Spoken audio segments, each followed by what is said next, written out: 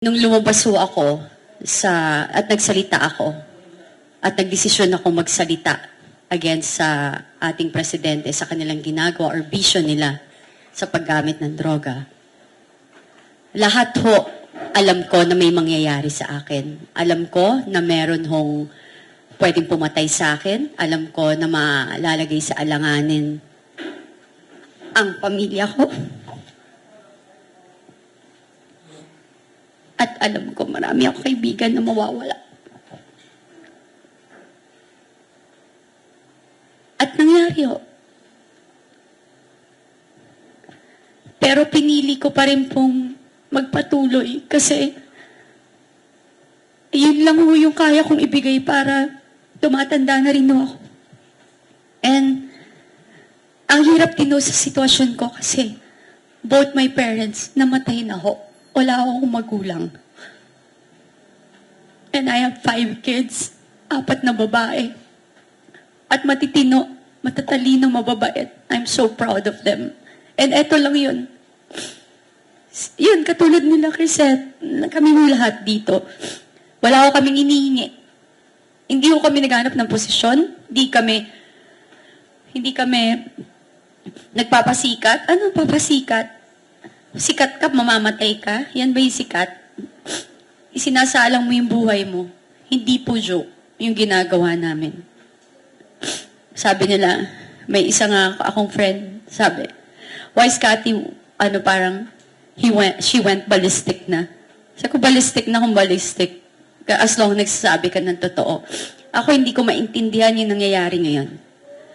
Sa ating mga politiko o leader natin sa ating bansa, dapat ho, kung kayo ho ay kinikriticize, tanggapin nyo ho, pray for it, pag-isipan nyo, and tingnan nyo ho yung sarili nyo sa salamin, kung tama ba o mali yung ginagawa nyo. Ang nakikita ko ho dito, yung nangyayari ho sa amin ngayon, hindi na ho to bago sa akin. Nangyari ho to sa akin. Simula 2021 hanggang ngayon, yung pagbubuli ng tuloy-tuloy. Yung ginagawa nila, sabi ko nga sa'yo, kaya nga ako natauhan, yung ginagawa nila kay VP na panggigipit, duwag naman ho yung mga yan eh. Manggagamit ho yan. Gagamit sila ng tao para manakit. Gagamit sila ng mga tao para sila yung gumalaw para sa kanila. Pero sabihin mong sila itself ang gagawa, hindi na gagawin. Kaya sa inyo, na akala nyo kakampi nyo yan, kasi ginagamit kayo, collateral damage lang kayo. Look what happened. Di ba ang dami lang tinanggal ngayon sa mga trabahador nila dyan sa gobyerno? Nagki-cleaning daw sila kasi feeling nila yung loyalty, naglo-loyalty check sila. So, lahat po kayo disposable. Lahat po kayo itatapon. Pag tapos na sa inyo, itatapon na kayo. Attorney Trixie, Attorney Vic Rodriguez, VP Sara. So, don't think na kayo ngayon na nakaupo, magtatagal kayo dyan. Lahat kayo basura. Lahat kayo trapo. Lahat kayo gamit sa kanila na pag pinagsawaan na or wala na silang pakinabang, itatapon lang din nila kayo. Sa mga tinanggal sa trabaho, magsalita ho kayo. Sa PSG, sa security, sa mga empleyado ng gobyernong tinanggal, magsalita ho kayo. Huwag ho tayong matakot sa kanila. Kasi yung ginagawa nila sa amin, katulad ng mga kasama ko dito na sinasabi nila na tinatakot kami. Yun, sabi nga ni Crisette, it's easy to fold. It's easy to umatras ka na tumigil ka. Pero pag tumigil po kami, sino pa pong magsasalita para sa inyo? Kami ho, never ho kaming naglabas ng chismis. Never ho kami, hindi ho theory. Facts, kinukuha ho namin sa kwento nila, the way sila mag-hearing, lahat ng nilalabas sa media, lahat ho, doon namin dinadissect yun. Doon namin kinukuha yun, tapos bibigay kami ng aming opinion sa nakikita namin. At yan po ang karapatan natin bilang Pilipino. Kasi democratic country tayo. Dapat ho talaga may freedom of speech, dapat nagagamit natin. Huwag ho kayong tumakbo kung ayaw yung maging makriticize.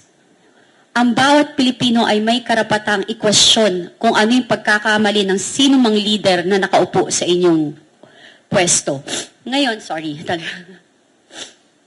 Ngayon po, wag na lang ho kayong tumakbo. Ngayon sa darating pong eleksyon, ang mamamayang Pilipino, tayo po ang bida. Bumoto po kayo ng tama. Tanggalin niyo ho ang mga congressman na walang prinsipyo at natakot na mawala ng pondo kasi sabi na, napilitan kami. Kasi mawawalan kami ng budget. Ano ba mas importante? Pera o mamamayang Pilipino? Do you think that the Filipino people will never understand your situation, yung sitwasyon nyo, na iniipit kayo? Mas mamahalin mo kayo. Kasi principled kayo. Kasi may integridad kayo. Pero mas pinili nyo na kung ano yung mapapakinabangan nyo, more than, tsaka yung posisyon nyo, more than sa mamamayang Pilipino. Yun lang po. Kaya dapat po, iboto natin, palitan nyo na ho yung mga congressman dyan na bumoto. So magalit na kayo. Kasi yung katotohanan eh. Mas may bayag pa nga ho itong mga to, nakakapagsalita, tapos binubuli nyo. Magpakalalaki kayo at matuto kayong gumayang. Women's Month ngayon, may nagsalita, sabi ni Martin, suportahan ng kababaihan. Martin, naging kaibigan kita minsan. Hindi ko in-expect na magiging ganyang kakasama. May asawa ka. Buhay pa ba nanay mo, hindi ko alam. Pero eto lahat kami, mga babae, ina. Hindi ako naniniwala sa sinasabi mo. So, kasi eto ginagawa mo sa amin eh. Magpakalalaki kayo at matuto kayong gumalang at panindigan nyo yung pagiging politician nyo na ang inyong layunin is para sa ikabubuti ng ating bansa at mamayang Pilipino. Maraming salamat po.